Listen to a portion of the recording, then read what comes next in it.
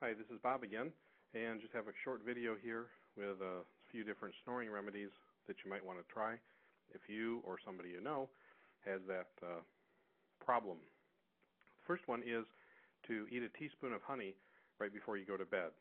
Don't know of any specific research that explains why this is happening, but there's a lot of different people that have found that it does work for them. So it's a very simple, inexpensive solution.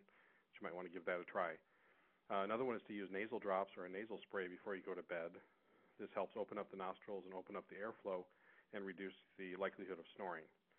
You can also try sleeping on your side.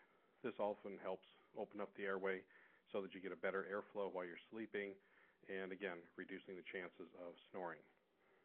Quitting smoking is another one because smoking can weaken your lungs and throat muscles, but can also cause a buildup of other things on the tissues and cause the movement of the tissue as the air flows by, thereby increasing the noise also. And finally, if you can relax before bedtime, helps a lot of people because sometimes snoring can be caused by stress. So if you can relax a little bit before you go to bed, whether it's yoga, meditation, or just chilling, give that a shot and see how it works. Because if you can reduce your snoring, it's better for you and better for everybody else that you live with. So good luck. And if you want some more information, you can visit our website with more articles at www.quitsnoringtonight.com.